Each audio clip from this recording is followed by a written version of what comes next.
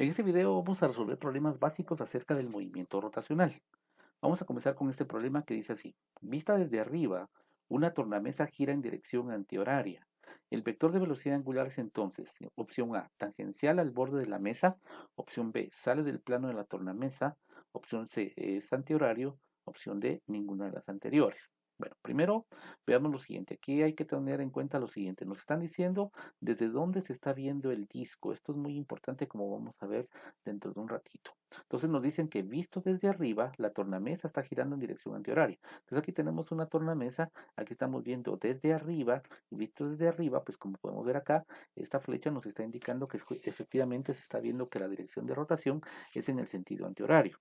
Ahora, acá tenemos que recordarnos de la regla de la mano derecha que dice lo siguiente. Si nosotros tenemos un objeto que esté girando, entonces si nosotros usamos nuestros dedos índice, medios y los demás, de tal manera que los enrollamos en la misma dirección en la cual está girando el disco, entonces el pulgar extendido nos va a dar la dirección del vector de velocidad angular. En este caso, este disco al girar de esta manera y colocar nosotros la mano derecha así, el vector, el pulgar en este caso extendido va hacia arriba y por lo tanto el vector de velocidad angular también va hacia arriba. En el caso de acá, si este disco está girando en la dirección que se muestra acá, entonces con la mano derecha colocada en la forma como se ve acá, el pulgar extendido apunta hacia abajo y entonces el vector de velocidad angular en este caso va hacia abajo. En el caso que tenemos acá, entonces vemos que esta situación que tenemos acá se corresponde con esto. Entonces, por lo tanto, acá, para este observador, el vector de velocidad angular va hacia arriba. Pero, ¿qué pasaría, por ejemplo, si hubiera un observador viendo al mismo tiempo que este, pero desde abajo? Entonces, acá lo tenemos. El disco, por supuesto, sigue girando en la misma dirección acá, visto desde arriba y visto desde abajo. Ahora el disco parece que está girando en dirección o en sentido horario. Si esta persona viene y aplica la regla de la mano derecha, pues entonces para él el vector de velocidad angular también va apuntando hacia arriba. O sea, como observamos acá, para este observador el disco gira en sentido antihorario y para este observador el disco gira en sentido horario. Sin embargo, a pesar de que los dos dan diferentes direcciones de movimiento, en lo que sí van a coincidir es en la dirección en la cual se encuentra el vector de velocidad angular. En este caso, ambos coinciden en que el vector de velocidad angular va hacia arriba, aunque este diga que el disco está girando en sentido antihorario y este diga que está girando en sentido horario. Entonces, en este caso, la respuesta a nuestra pregunta sería entonces que el vector sale, en este caso, del plano de la tornamesa. Entonces, esta sería nuestra opción. Pasemos al siguiente problema. El problema 2. Dice así, la rapidez angular de un CD-ROM de una computadora varía entre 200 y 450 RPM. Hay que expresar este intervalo de rapideces angulares en radianes sobre segundo. Primero, RPM significa revoluciones por minuto, pero no revoluciones multiplicada por minuto, sino revolución dividido entre el minuto, porque recordemos que la rapidez angular se define como teta partido tiempo. Entonces, en este caso, también debemos recordar que una revolución significa una vuelta, y en una vuelta sabemos que tenemos 360 grados o 2pi radianes. Entonces, vamos a comenzar de la siguiente manera. Vamos a comenzar que en este caso con la rapidez de 200 revoluciones por minuto y la vamos a expresar en radianes por segundo. Entonces tendríamos acá 200 revoluciones por minuto, 200 RPM, que como dijimos es equivalente a que como nosotros dijéramos 200 revoluciones dividido minuto. Y ahora vamos a hacer uso de los factores de conversión. En este caso, como queremos el tiempo en segundos, diríamos que un minuto equivale a 60 segundos y como queremos el ángulo en radianes, entonces diríamos acá que una revolución equivale a 2 pi radianes. Recordemos, una revolución es una vuelta. Entonces ahora que ya tenemos eso, podemos hacer la operación indicada ahí y resulta que las 200 RPM equivale a 20 pi tercios de radian sobre segundo, que expresado en forma decimal es más o menos unos 20.9 radianes sobre segundo, trabajando a tres cifras significativas. Ahora vamos a convertir la siguiente rapidez, que es de 450 RPM. Entonces, comenzamos acá con 450 RPM, que como ya dijimos equivale a decir 450 revoluciones por minuto. Y aquí por supuesto no importa el orden en el cual nosotros coloquemos los factores de conversión. Por ejemplo, podríamos haber comenzado primero cambiando las revoluciones a radianes. Entonces hubiéramos puesto acá una revolución es equivalente a 2 pi radianes y luego finalmente podríamos haber pasado los minutos a segundos. Aquí tendríamos un minuto y aquí 60 segundos.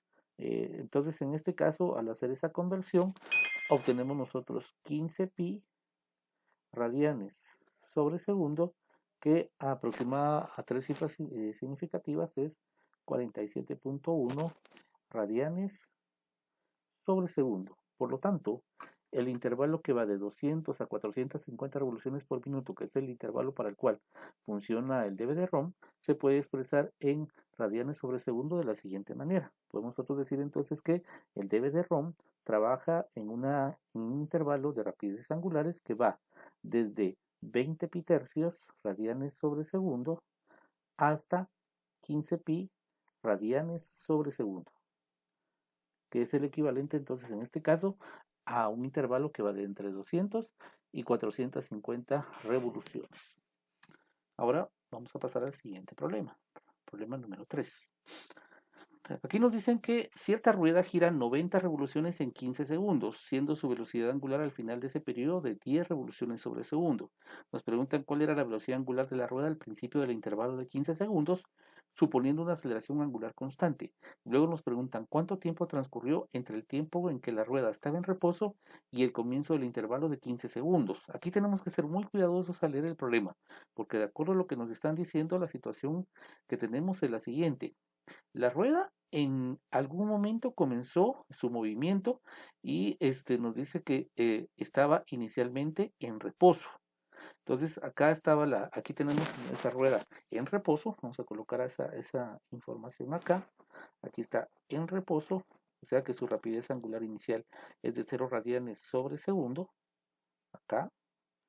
Luego nos dice que la rueda giró 90 revoluciones en 15 segundos, siendo su velocidad angular al final de ese periodo de 10 revoluciones sobre segundo. Entonces acá nos están hablando no de aquí para acá, sino de aquí para acá. Porque vean que en el inciso B nos dicen cuánto tiempo transcurrió entre el tiempo en que la rueda estaba en reposo, o sea acá, y el comienzo del intervalo de 15 segundos. Y el comienzo del intervalo de 15 segundos comienza acá y termina acá. Y en este punto, como dijimos, hay una velocidad o una rapidez angular de 10 revoluciones sobre segundo y la rueda ha girado 90 revoluciones. Entonces, vamos a colocar acá la información. Acá sabemos que tiene una rapidez de 10 revoluciones por segundo. También sabemos, como dijimos, que de aquí para acá han pasado 15 segundos. Entonces, de aquí para acá hay un intervalo de 15 segundos. Y también sabemos que esta rueda de aquí para acá realizó 90 revoluciones, o sea, giró 90 vueltas. Entonces, sabemos que en esta parte de aquí para acá hay 90 revoluciones como el ángulo que ha girado esta rueda. Entonces, ahora que ya tenemos esa información, lo que vamos a hacer entonces para comenzar es calcular cuál era la velocidad angular de la rueda al principio del intervalo de 15 segundos. O sea, queremos calcular cuánto vale la velocidad angular en este punto. Entonces, sabemos que en todo el movimiento de aquí hasta acá se realizó con una aceleración angular constante. Por lo tanto, podemos aplicar cualquiera de nuestras ecuaciones de cinemática para movimiento con aceleración angular constante. En el caso del análisis de aquí para acá, pues nosotros tendríamos la velocidad angular final, no tendríamos la inicial, tenemos el intervalo de tiempo y tenemos el ángulo que ha girado. Entonces, dentro de nuestras ecuaciones de cinemática, dice lo siguiente, vamos a colocarla acá, dice que teta final es igual a teta inicial más omega inicial más omega final partido 2, todo esto multiplicado por el tiempo. Como vamos a analizar de aquí para acá, entonces estos 10 revoluciones sobre segundo se convierten en omega final. T pues va a ser 15 segundos de aquí para acá. Teta F menos teta O, si nosotros suponemos que acá comenzamos con teta inicial 0 y llegamos hasta acá, donde teta F va a ser 90 revoluciones, entonces tenemos cuánto vale teta F y teta O. Y omega O, en este caso, sería la rapidez angular inicial acá, esa es la que estamos buscando.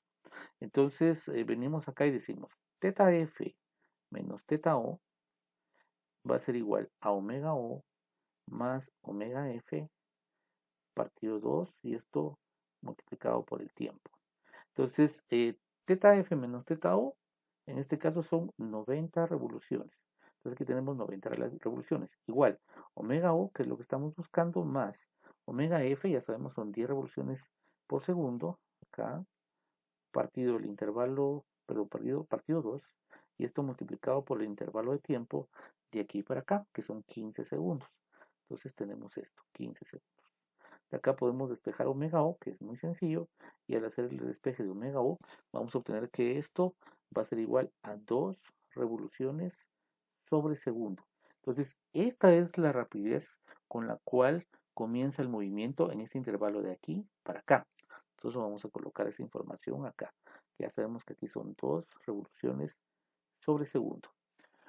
Ahora, nos piden cuánto tiempo transcurrió de aquí hasta acá. Si se dan cuenta, de aquí para acá, la única información que tenemos es la rapidez en este punto y la rapidez en este punto. No conocemos qué ángulo giró, no conocemos nada, no conocemos la aceleración angular. Lo que sí sabemos es que la aceleración angular es constante en todo el movimiento.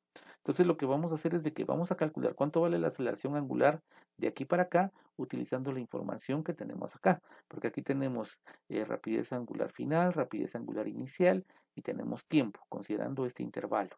Entonces, para calcular esa aceleración angular, pues recordemos nosotros lo siguiente. Bueno, primero vamos a subrayar acá, recordemos que esta es la respuesta al inciso A.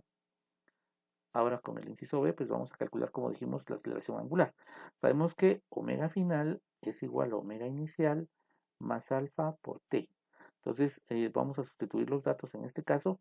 La omega final sería en este caso 10 revoluciones por segundo, igual la omega inicial sería 2 revoluciones sobre segundo, más alfa, en este caso lo que estamos buscando, multiplicado por el tiempo, que en este caso son 15 segundos. Si de aquí despejamos alfa, alfa nos va a quedar 10 menos 2, 8, 8 partido 15, entonces sería 8 quinceavos de revoluciones sobre segundo al cuadrado. Entonces ahora ya con esa información podemos calcular cuánto tiempo le toma ir de aquí para acá. Entonces ahora vamos a analizar este intervalo de tiempo, desde acá para acá. Entonces en ese caso, estas 2 revoluciones sobre segundo, que en este intervalo eran rapidez angular inicial, en este intervalo se convierten en rapidez angular final. Y este 0 pues ahora va a ser nuestra rapidez angular inicial. Entonces para esto venimos y utilizamos esta ecuación. Omega final es igual a omega inicial más alfa por t. La omega final, como dijimos, en este intervalo de aquí para acá es 2. La omega inicial sería 0. Alfa ya lo conocemos, es 8 quinceavos. Y esto lo multiplicamos por el tiempo. Entonces ahora lo único que nos queda es hacer el despeje del tiempo. Y entonces de acá nosotros despejamos y el tiempo va a ser en este caso igual a 3.75 segundos. Entonces ese va a ser el tiempo que le tomó a la ruedita comenzar desde el reposo hasta llegar hasta este punto. Entonces ya tenemos ahora aquí resuelto nuestro problema número 3. Vamos a pasar al siguiente problema. El siguiente problema dice así. Una polea de 8.14 centímetros de diámetro tiene una cuerda de 5.63 metros de longitud enrollada en su periferia. Comenzando desde el reposo se le da a la polea una aceleración angular de 1.47 radianes sobre segundo al cuadrado. Nos preguntan a través de qué ángulo debe girar la rueda para que la cuerda se desenrolle y en el inciso B nos preguntan cuánto tiempo le toma. Entonces acá tenemos un dibujito mostrando lo que nos están indicando en este enunciado. Aquí estaría la polea, aquí estaría, digamos, la cuerda que está enrollada y aquí estamos tirando de la cuerda y lo que queremos para comenzar es saber qué ángulo debe de girar la rueda para que la cuerda se desenrolle. Entonces, para eso recordemos que cuando nosotros tenemos una longitud de arco S sobre un disco, por ejemplo, que tiene un radio R, el ángulo teta expresado en radianes está relacionada con estas cantidades de la siguiente manera. En este caso, teta es igual a S sobre R. Aquí es importante recordar que tanto S como R tienen que expresarse en las mismas unidades, ya sea metros, metro, centímetro, centímetro, pie, pie, pulgada, pulgada, según corresponda. Y una vez que nosotros hagamos eso, el ángulo teta va a quedar expresado en radianes. Eso también es muy importante, va a quedar expresado en radianes. Entonces, nosotros queremos acá saber qué ángulo debe girar la rueda. Nosotros sabemos qué longitud de cuerda está enrollada a través de la cuerda. Eso significa entonces que nosotros sabemos cuánto vale S y conocemos cuál es el radio de esta polea. Conocemos el diámetro y a partir de él podemos obtener cuánto vale el radio. Entonces, conociendo S y conociendo R, podemos calcular entonces cuál es el ángulo teta que debe de, en este caso, girar la polea para poder desarrollar completamente la cuerda. Entonces, en nuestro caso, S son 5.63 metros, pero recordemos que debemos dejar todo expresado en las mismas unidades. Vamos a trabajar, por ejemplo, en centímetros, y en ese caso 5.63 metros equivale a 563 centímetros. Ahora, el radio, recordemos acá del problema que nos están dando, el diámetro es 8.14 centímetros de diámetro. Con el diámetro sabemos que podemos calcular el radio dividiendo ese diámetro entre 2.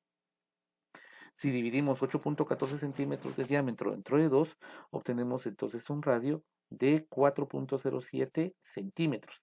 Si hacemos esta división, esto nos va a dar como resultado 138.33 radianes. Que si nosotros queremos tener una mejor idea en vueltas, pues podemos convertir esto a revoluciones, que sabemos que es decir vueltas, haciendo el factor de conversión, haciendo uso del factor de conversión, 2 pi radianes es igual, en este caso, a una revolución, y al realizar esa operación, obtenemos entonces que estamos hablando de 22.02 revoluciones, o sea, de 22 vueltas, son las que aproximadamente tenemos alrededor de esta polea. Entonces ya tenemos en este caso nuestra respuesta al inciso A. Aquí podemos nosotros ya sea dar la respuesta en radianes, como la tenemos acá, o en revoluciones. Aquí en este problema no nos indicaban en qué unidades, entonces igual podemos dejarla expresada en radianes o podemos dejarla expresada en revoluciones.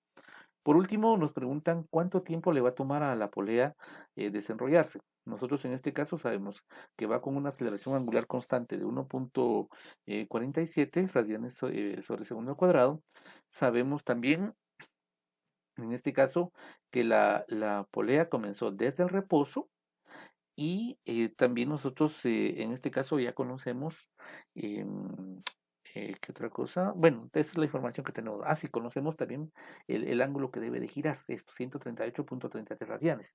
Entonces, en el caso del inciso B, vamos a cambiar esto a lápiz. En el caso del inciso B, nosotros podemos utilizar esta relación.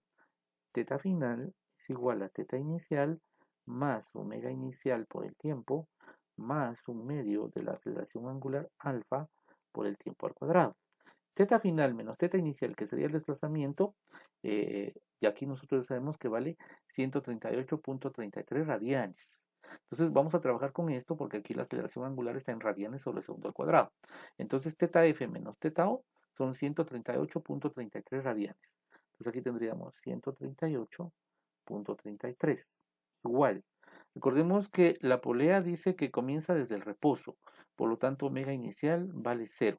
Entonces solamente nos queda el término 1 medio de alfa t cuadrado. Y alfa ya la conocemos, es 1.47 radianes sobre segundo. Entonces aquí tenemos 1 medio de 1.47 radianes sobre segundo al cuadrado multiplicado por el tiempo al cuadrado. De acá despejamos el tiempo y el tiempo nos va a dar, expresado en 3 cifras significativas, 13.7 segundos. Entonces este sería el tiempo que le va a tomar a la cuerda desenrollarse alrededor de esa polea. Y con esto pues terminamos estos primeros 4 ejemplos básicos acerca de el movimiento circular.